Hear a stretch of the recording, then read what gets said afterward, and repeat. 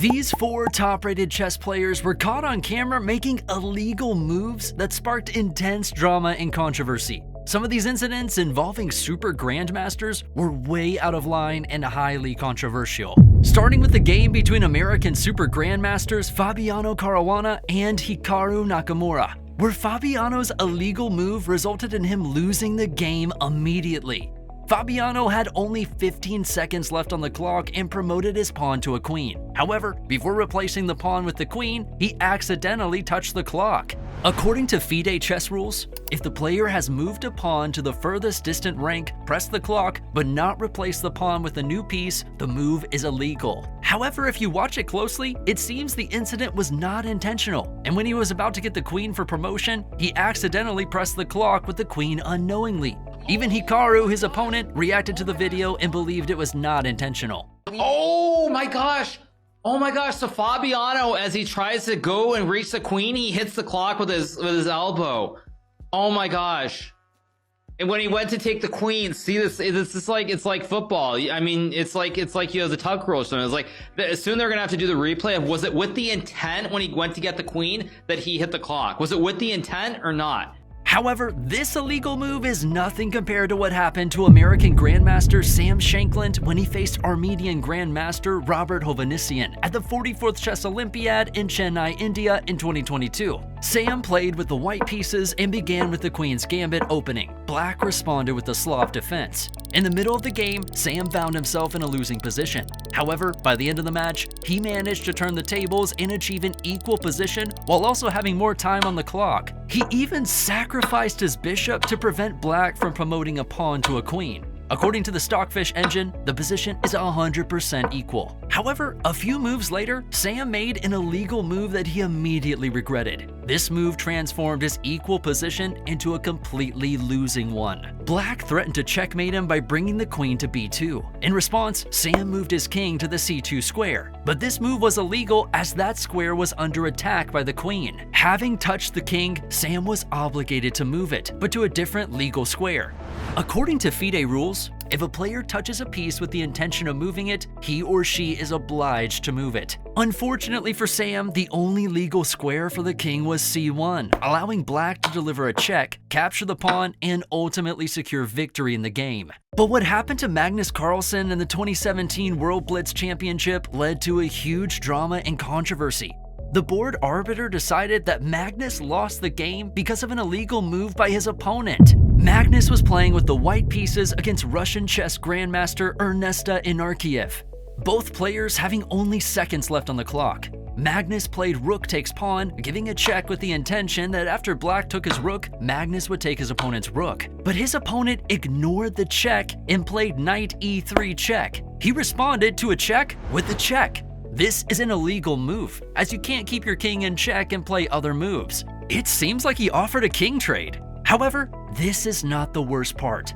Magnus didn't notice the illegal move by his opponent and moved his own king away from the attack. His opponent paused the clock and asked the arbiter to declare him the winner because Carlsen had made an illegal move. The arbiter agreed and awarded Inarkiev the victory. What's crazy is that Magnus didn't even make an illegal move. He just responded to an illegal move with a legal move. What was he supposed to do? Capture his opponent's king? We both made illegal moves. After he took on b7, I forgot that this is a check, and I thought that knight e3 is very clever intermediate move. But after he answered king d3, I realized that my king is under attack, so I just fixed it illegal move. Yeah, there was no any objections from Magnus' side or from the arbiter's side?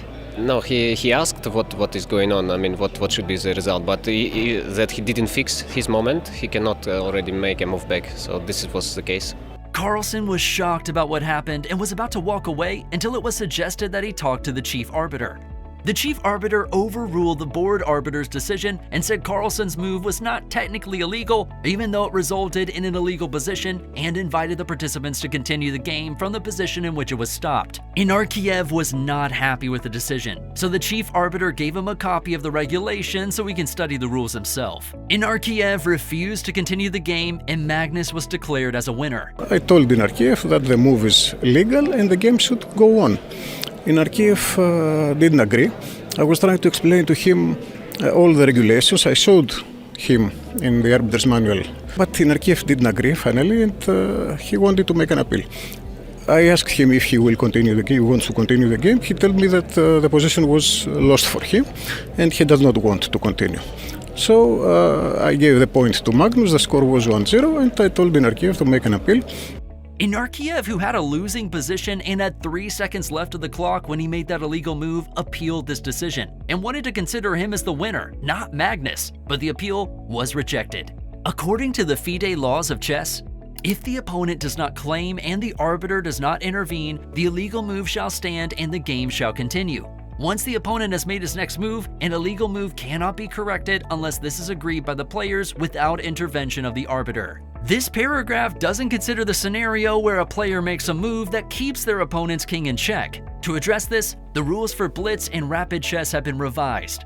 And according to the latest FIDE laws of chess, taking effect from 1st of January 2023, if the arbiter observes both kings are in check, the arbiter shall wait until the next move is completed. Then, if an illegal position is still on the board, the arbiter shall declare the game drawn. The incident sparked a heated controversy and debate. Garry Kasparov strongly criticized it and said that it was disgraceful and unacceptable in a world championship match against the world champion. This isn't a pub or a park where a hustler exploits every angle. This is a world championship, and against the world champion himself. Inarkiev should have been disqualified for such behavior. The rules of chess are simple enough, but there are also rules of decency and sportsmanship. Every time your opponent checked you, you could check them back, and if they missed it, then you could claim the game. I mean, imagine in any position when you're a queen down or something, your opponent checks you and you think, oh, okay, I'll tell you what, I'll check him and see if he notices it, This next chess game happened between two strong super grandmasters during the Tata Steel Rapid and Blitz 2019 event in India. Indian chess grandmaster Vidit Gujrathi faced off against American chess grandmaster Hikaru Nakamura in round 18 of the tournament. Vidit, playing with the white pieces, played the queen's gambit. The game soon entered a queen's gambit declined, 3 knights variation. Fast forward to the endgame and move 73. Each player left with a king and a pawn. But Vidit had a terrible position while Hikaru was almost winning, so Vidit was hoping for a draw. The worst thing is, Vidit had 2 seconds left on the clock only, while Hikaru had 12 seconds left. Under all the pressure from a strong opponent and the time, Vidit makes a weird move. He moved his king to e3 next to Black's king. While the king had 8 neighboring squares, Vidit decided to put the king on the only square that was illegal. Hikaru looked surprised and didn't expect such a move. The jury adjusted the clock and increased Hikaru's time by 50 seconds, while Vidit left with 4 seconds only. According to the latest FIDE chess rules, for the first completed illegal move by a player, the arbiter shall give 2 minutes extra time to his or her opponent. For the second completed illegal move by the same player, the arbiter shall declare the game lost by this player. Vidit wanted to reach the b1 square hoping for a stalemate, but Hikaru brought his king near the b1 square and made it impossible for Vidit to occupy that key square. Hikaru cleared the route for his pawn to reach the first rank and promote to a queen and win the game. These kind of endgames are known as king and pawn versus king, where one player has a pawn and aims to promote it while the opponent tries to stop that. Understanding the opposition and king position is crucial to winning the position.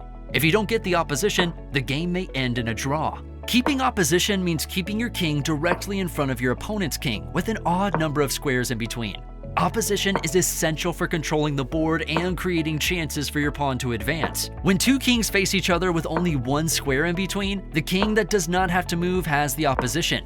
You can use the opposition to bring your king to those key squares. However, the side with the move can only put the king on a less favorable square and allow the opposing king to advance. Let's imagine that in this position, the white king wants to go to the last rank. If it's white's turn to play, it's impossible for white to progress because white does not have opposition. On the other hand, what happens if you have opposition and it's black's turn to play? Black has to move, and you advance toward the last rank. Opposition is a specific case of Zugzwang, where each side would prefer to pass rather than playing a move. It's a situation where every possible move that a player makes is losing. Even if your opponent has the opposition, you can take over the opposition by using a wasting move, but that only happens when you have a move to waste. This is why it's important in these situations not to advance the pawn too much so you can have a wasting move. After you waste a move, you put your opponent in Zugzwang and force him to make a losing move. Thanks for watching. Subscribe for more chess content.